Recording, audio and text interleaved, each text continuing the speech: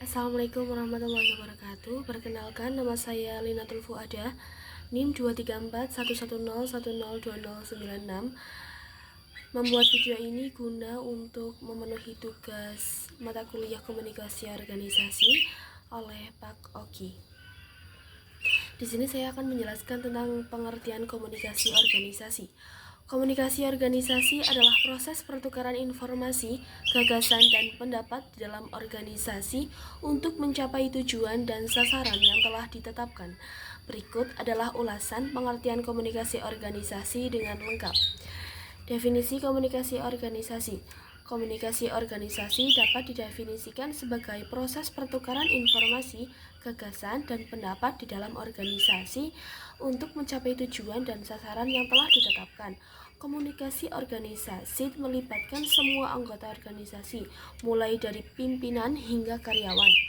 Tujuannya adalah untuk mencapai tujuan organisasi tersebut. Komunikasi organisasi bertujuan untuk mencapai tujuan dan sasaran organisasi tersebut. Yang kedua, meningkatkan produktivitas. Komunikasi organisasi dapat meningkatkan produktivitas karyawan dengan memberikan informasi yang jelas dan akurat. Tujuan yang ketiga yaitu meningkatkan motivasi. Komunikasi organisasi dapat meningkatkan motivasi karyawan dengan memberikan pengakuan dan umpan balik. Tujuan yang keempat yaitu meningkatkan kerjasama. Komunikasi organisasi dapat meningkatkan kerjasama antar karyawan dan departemen. Kemudian fungsi komunikasi organisasi. Yang pertama ada fungsi informasi. Komunikasi organisasi berfungsi untuk memberikan informasi yang jelas dan akurat kepada karyawan. Fungsi kedua yaitu motivasi. Komunikasi organisasi berfungsi untuk meningkatkan motivasi karyawan. Fungsi ketiga yaitu fungsi kerjasama. Komunikasi organisasi berfungsi untuk meningkatkan kerjasama antara karyawan dan departemen. Fungsi keempat yaitu pengambilan keputusan. Komunikasi organisasi berfungsi untuk membantu pengambilan keputusan yang tepat. Proses komunikasi organisasi melibatkan beberapa tahapan, yaitu yang pertama pengirim. Pengirim adalah orang yang mengirimkan informasi. Yang kedua ada pesan. Pesan adalah informasi yang dikirimkan. Yang ketiga ada saluran. Saluran adalah media yang digunakan untuk mengirimkan informasi. Yang kelima ada umpan balik. Umpan balik adalah tanggapan dari penerima terhadap informasi yang diterima. Kemudian ada jenis-jenis komunikasi organisasi.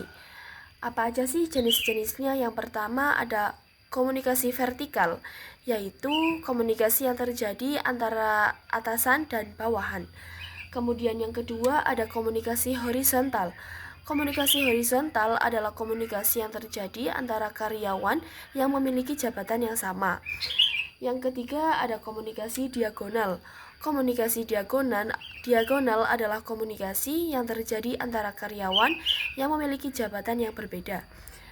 Kesimpulan yang dapat diambil yaitu komunikasi organisasi adalah proses pertukaran informasi, gagasan, dan pendapat di dalam organisasi untuk mencapai tujuan dan sasaran yang telah ditetapkan. Komunikasi organisasi memiliki tujuan, fungsi, dan proses yang jelas.